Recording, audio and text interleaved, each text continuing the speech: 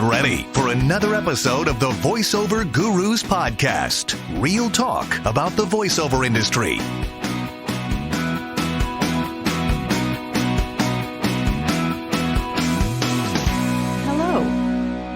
Hello, my name is Linda Bruno. This is the Voiceover Gurus podcast. Welcome back with my old friend, pal, buddy, Brian Lee. Old. Hello. How you been? What's new? I love your studio. Your studio is so cool. Yeah, it's got some warm tones in it. What's new? A lot's happened since you and I have chatted. I mean, I got married.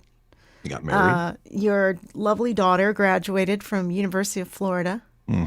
With what did she get? Her master's or doctorate? What did she get? She got her master's in, she did 4 years at Belmont University with a undergrad, and her major was songwriting and her minor was music business. And then she did 2 years at UF for business management and marketing. Nice. Yay. So lots of things happening recently, which has been good. What about you? What's going on? Well, business as usual. Been busy. Had a really good year. Looked at the numbers from last year and considering, that so many things are changing. I did well. I got a lot of wonderful buyers and clients who just continuously come back. And I think that, providing just a good, solid service is like probably now these days 75% of the work. You know what I mean? Just to really, because now what I figured is, I just took a vacation after 3 years. And where'd you go? Hawaii. When did you go? Tammy and I went to Hawaii. We went April 20th to the 30th. Oh, okay. So pretty recent. Yeah. Nice. And it was 10 days gone. And literally gone from everything. And the agent, off grid. And the agents and the managers, I was doing the Nike Air campaign for Amazon. And the great thing about it was the trailer, it started before we left. I started working on it a couple months before that. And I was like, oh man, you don't want to leave in the middle of a campaign. Because it's like, that's how you make your money. And then they go, where's our voice? And then, that's not a good thing. But he's on a beach in Hawaii. It was a theatrical release. And then after that, it was the digital release. So I left after the theatrical release. And the manager was like, hey, can you bring some equipment? And so I go to Tammy and I said, probably wouldn't hurt to bring an iPad. And she's like, oh boy. If you bring an iPad, you are going to be looking at your phone all the time. And I said, well, I can carve out a little window and after 13 years, she's like, no, you won't. No, you won't. You have to be off grid, Brian. You just have to be. You cannot be thinking about work at all. It's a vacation. That's what it's for. Yeah. And then I was like, you know what? You're right. You're absolutely right. Is this the Nike Air, the movie that's on? Yeah. Yeah. The Matt I want to Damon. see that. Yeah, me too. Yeah. It looks my pretty family good. saw it. They said it was really good. Really? Yeah. So let's talk about trailers then. Okay. I think we've talked up the can't talk. You had me do this very early in the morning as far as I'm concerned. I don't get crank until at least 10 a.m. So let's talk about trailers. I do believe we talked about it in a podcast many, many moons ago. But I just wanted to find out now these days how things have changed and what the process is really. Is there a process? I mean, like the process of getting it as a talent or like the operations behind the scenes. I think it's all kind of slid a little bit. I mean, when I started in trailers, if we want to go down that rabbit hole, when I started in trailers, it was there were only like 10 guys doing it, and five good ones, Yeah. And so I got into it, and it was pretty turnkey. There was a pardon me, there was a lot of respect on either side about how to the process. There was a respect from the talent and a respect from the trailer houses, and you got a call and you did up to 4 auditions, up to 4 scripts per trailer house on a campaign for nothing. You didn't even get paid for it because you wanted to get on the campaign. And so you do that, and if they liked you, they'd call your manager and go, we like Brian on this movie, and can we get him to read some more? And it's like, yeah, but you have to pay. So they would pay a flat fee, and they would get up to 4 more, up anywhere from 1 to 4 more trailers for a flat fee.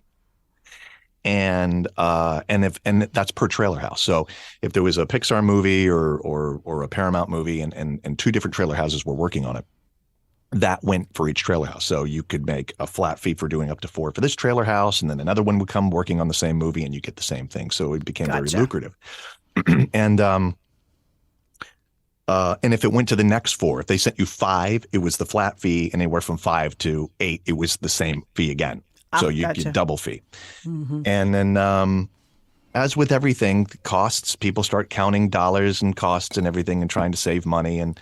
And trailer houses started sharing the expense, which is outside of the agreement.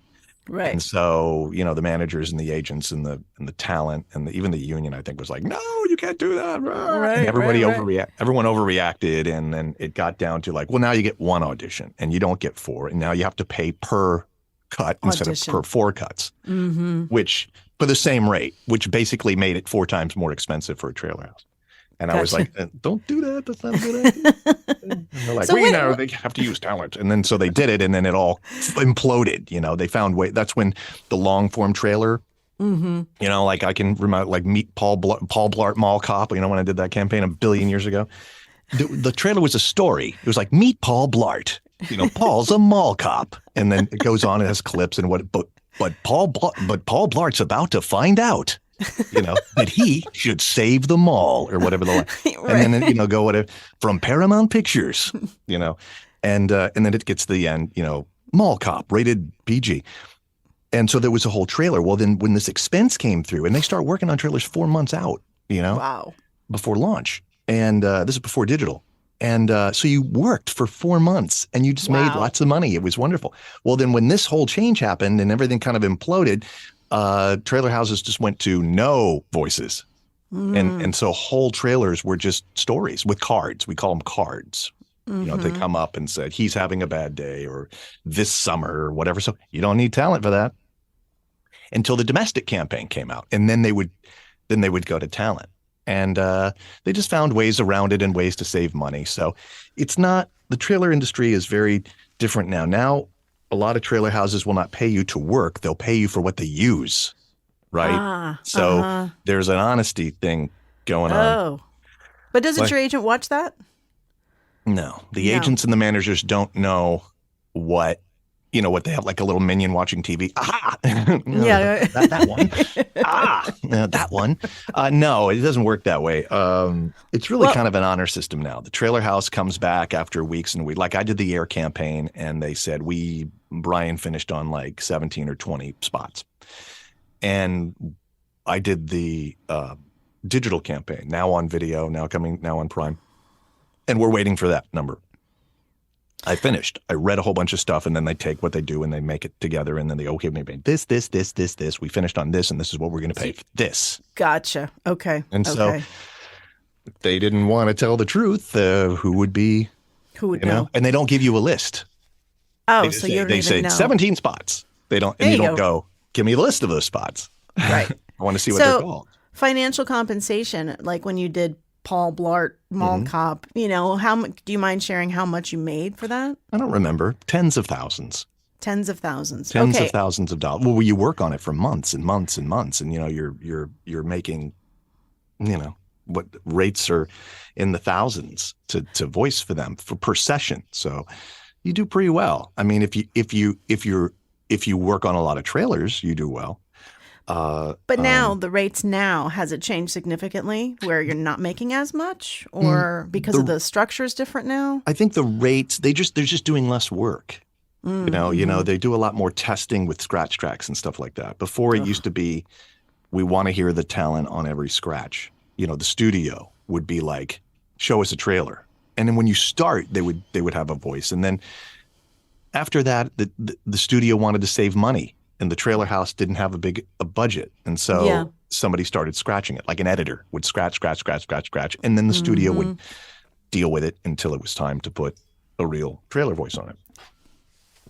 So money-wise, I mean, it's a lot less per campaign. But if you have more campaigns, you can, it's even it out. Yeah. So as far as performance goes, how do you do a trailer read? Like what? Yeah, I know, right? It's kind of a magical thing. Like, It's an interpretation that doesn't that isn't. It's like it's like everything that you do is different. If you're narrating, it sounds different, right? You know this. If you're right, doing a right. commercial, your delivery is different. It's a different interpretation, and it's your interpretation, right? It's how you interpret what you're doing. Right. So it's just trailers are a different interpretation, and I mean, I guess if I read it, it would be like, this is kind of weird. Like, I'm trying to think of one. Princess and the Frog. Many people have heard about the story of the Princess and the Frog. I mean, you're not going to read a commercial that way, you know, and you're not going to read a narration that way, and I'm not going to read a promo for news that way. Tonight on Action News, you know, you're not going to, a building blew up in Southern California, rated PG. What will the police do? And now, I mean, you're not going to read it that way. So it is an interpretation, and that interpretation is kind of burned into the minds of producers and people and studios. Gotcha. So you have to have an understanding of how to interpret a trailer read. Like, I don't get narration, right? Right. And I don't feel overly comfortable narrating. I mean, I get narrations and stuff like that, but I don't live off of them. And there are great guys out there. Yeah. That just can narrate all day, and they're a perfect storyteller. Mm-hmm. And when I see it on TV, I'm like, oh, it's magic. Mm-hmm. I get a narration and I see it on TV. I'm like, ew. I'm like, it's like I'm not even seeing the visuals. Right. And when we were together with Peter Thomas, and he always wanted me, Brian, I want you to narrate. You got to learn narration. And we would sit and I would do it, and he would help me with it, But I just hooked up an old DAT machine. Oh no, I bought one because mine broke. So I bought a DAT machine for like $300, and I went through the masters of like Advantage Productions and stuff. Yeah, My crazy God. stuff. Yeah, I think you talked about that the last time we were chatting. So back to trailers. Trailers are just a different story, and you can't get into trailer houses without management. Trailer houses don't really talk to agents that much. Agents are more about getting the billing done. The trailer and the trailer rate and your compensation and the job are all communicated through a manager who works specifically with the trailer industry. Long-time managers who know the people in all the studios. Right. Who's heading up Paramount right now? Who's at Warner? You know what I mean? Yeah. That they don't have time, and it's all very turnkey. Mm-hmm. They'll reach out to a manager and say, hey, we got a new movie for blah. Here's a script. Send some people over. Yeah. So much easier. Right. Mm-hmm. The great thing is, like, we'd like to try Brian Lee on this. That's what you want. It's like, hey, and I get a text from the manager going, hey, they want to try you on this. Sony wants to try you on, this new animated film because I've done so much work for them. So again, it goes back to those relationships we talked about last time. Mm-hmm. Right. So, but, you can still, if you're not available, they move on. I found out that if I do a lot of work for Jimmy Kimmel, which is not narration, but it's comedy, and for their spoof spots. Yeah. And I have found out that if I get my audition in like right away, immediately, and it's halfway decent, and it gets to the editor right away through the casting director, then they'll just stick with it unless they hate it. Or they'll wait a minute. They might.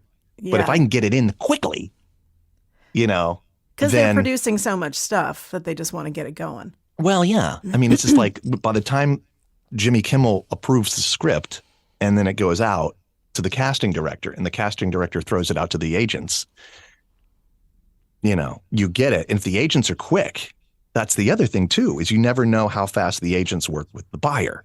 Right. There could be some assistant, and they could be at lunch, or they could be on the phone, or they could be in the middle of doing something more important or important. And the casting director will send an audition and go, hey, we need this now. This shoots today. This records today. It airs tonight on Kimmel. We need it.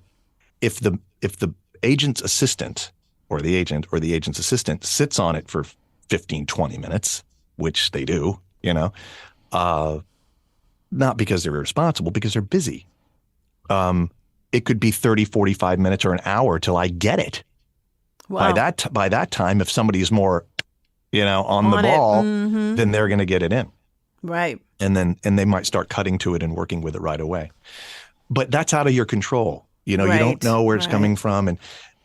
And as you know, being a veteran in this business is you just can't call, did you get it? And was it good? And why wasn't I used? And, what happened? And you can't do that, so you just have to have faith in the system that it's going to get done. And there's a lot of sliding, moving panels. And as you become more and more of a veteran. You have to have a lot of faith that they're going to be paying you for the appropriate amount of work that they're putting out there. Yeah. Faith that the agent will be quick, that the whomever is in charge is quick. Yeah. There's a lot of faith there, Brian. I don't know if I like that. And it just pieces have to kind of fall into place. Right. But you don't know if and when and how and you don't know. You just do it. And remember when we were young talents? A long time ago. Do you remember when we were young talents and you would do something and you were so eager to know how you did on it that you would follow up with a buyer or an agent and go, "Hey, did you get the audition?" And they're like, "Yes." And how was it? "Great. Hope you get it." Are you sure it wasn't too slow? Should I redo it? Did I sound too high when I read it, or was it too deep? And I would piss off casting directors with that all the time. I'd be in the booth and go, "Are you sure you like that one? Should I try it a different way?" And they would look at me with this disdain. Just read. It's fine. Right. I Please know. leave. I want to change it. I'll tell you. Because you're just so afraid when you walk out of the session. God, I sucked. That sucked. Hey, they're not going to use me. This was awful. Question. But there's also terrible casting directors and there's terrible directors and we're living where the generation is kind of different. You know what I mean? People used to over direct or to get the confident people that just know what they want. And they're like, "Great, I know what I can use after that." And you do 2 takes, and then there's the make you do 50 takes because they don't know what they want. So. Well, I'm curious to see how this all plays out, now with the AI voices coming onto the scene. I guess it's going to come down to the producers deciding if that is, in fact, the route they want to go instead of dealing with an actual human. I already had a TV station approach me about that stuff, believe it or not. Did they? And the agency is trying to they're scrambling, trying to put verbiage in their contracts about, however, whatever. Who's going to pay attention to that? But there was I have a station in Hartford, Connecticut, Channel 3, and a producer called me or emailed me. He goes, "Hey, have you ever heard of 11 Labs, the program?" I said, "Yeah." He said, "Look what we did with your voice." And it was the topical, like tonight on Action News, tonight on Eyewitness News, a car crash, explosion, the Fed is meeting today about something or whatever. And he had me doing it in Spanish. Oh my God. That is so creepy. I wonder if I still have it. But he said we would never use it. I just want to let you know. But what they are doing is because we're already using it on our anchors. That's the first time I heard about a TV station doing that. We're already using it on our anchors. Our anchors, when they're really busy at their desks or whatever, and we need tonight. Hi, this is meteorologist, blah, blah, blah. We're going to check the weather tonight, and it's on a radio spot or a cutaway or something. They'll do it. Okay. Yeah. I guess I can see that efficiency. So they're not taking away the personality. They're just taking, and the anchor isn't losing any money. It's just convenient. Right. It's not replacing an anchor. But, what happens when we get to the point where the computer can do the anchor? Right. I know. What happens when this here can get duplicated, synthetically generated, digitally made? Yeah.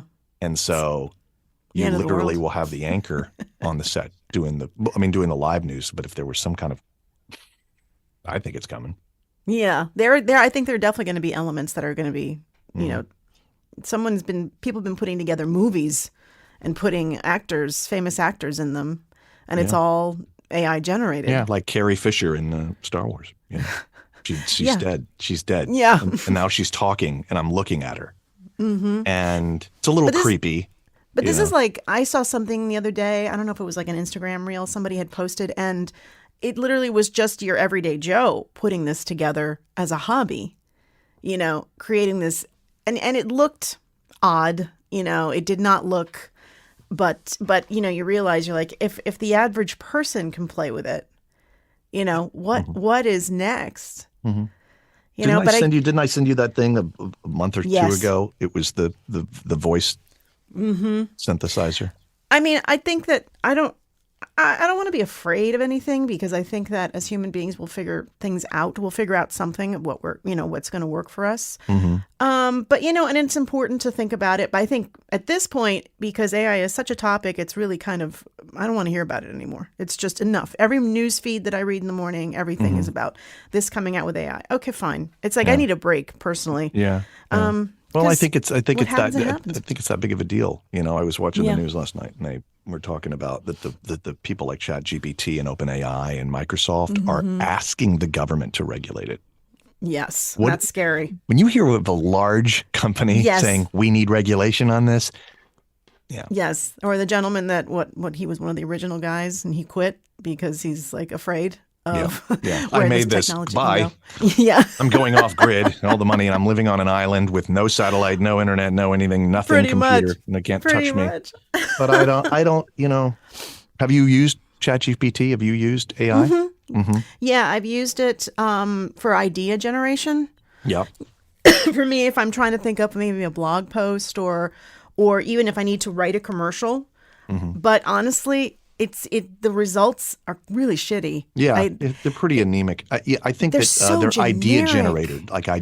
Yeah, but it didn't even get me started on the spot I wound up writing was so different, and I had to continually regenerate response, and it was I was like, I can't do this. This is like it's repetitive, it's generic, it's it just didn't work for me. Right. I know it can help in other industries, and I'm sure it helps some writers, but I don't know. What about you? Are you using it in your daily world? Or? No.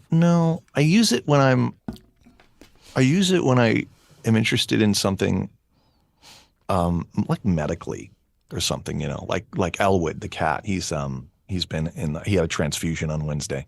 Oh. Yeah, he had a transfusion last Wednesday up at UF. I flew him up to UF, and he was in the hospital for, I think I got him in there on Tuesday. He was there Tuesday, Wednesday, Thursday, Friday. I picked him up on Saturday, and he's still with me.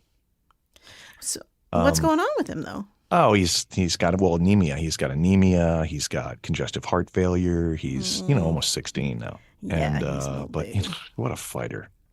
He's like a fighter. He was always a fighter. He's always a fighter. But, he's hanging in there. And so, I typically use something like OpenAI or ChatGPT to open a discussion about something, about medically, what do you know? Of course, it only goes back to 2021, with the knowledge of the AI. Things like that. I've had a lot of fun messing around, like, write me a commercial for McDonald's in about Valentine's Day in the style of Dr. Seuss. And it'll throw out like a green eggs and ham type commercial. So I've just kind of messed around with it. As far as being useful yet to me. Yeah.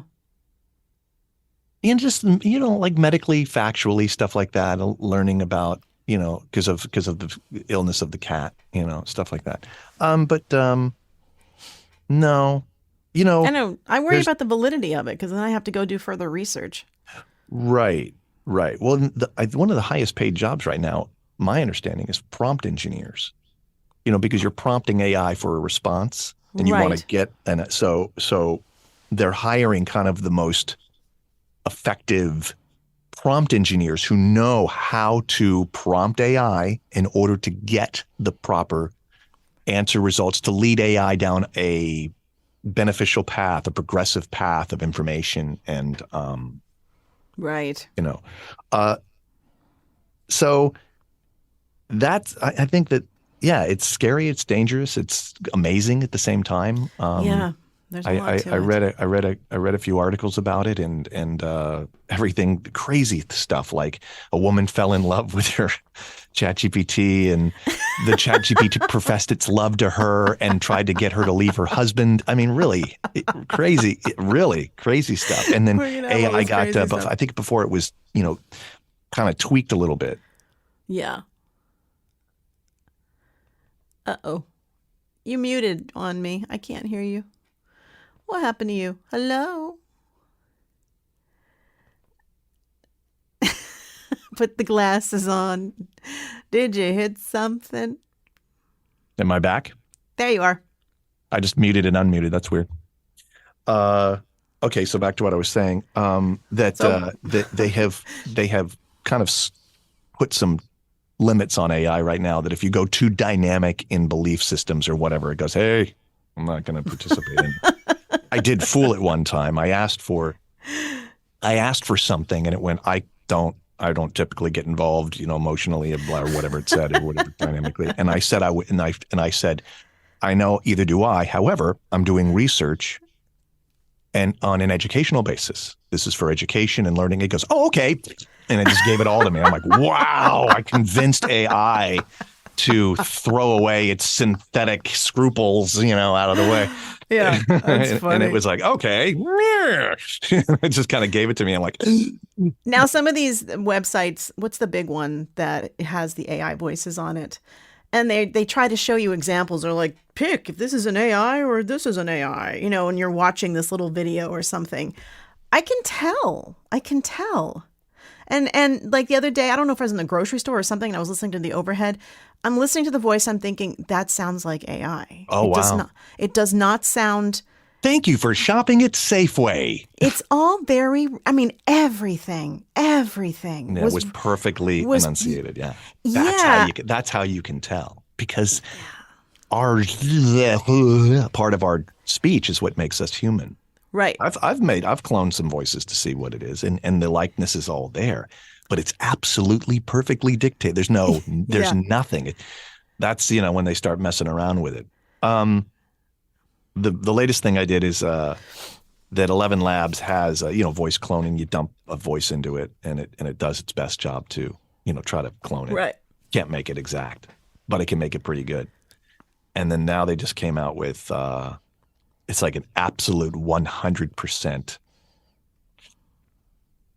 print match. Yeah. Mm-hmm. And they said feed in up to an hour and a half of audio. So I fed in 15 minutes of audio, and I did it instead of me just reading normal love, because I'll challenge you, you stupid AI box. I'll challenge you. And what I did is I did all promo. Tonight on CBS 2 News, this kind of a read. Tonight on CBS 2 News, the subway's offline again. Commuters are stranded and unhappy. We'll be looking at it tonight at 6. I did that. I said, yeah, duplicate that. Do it.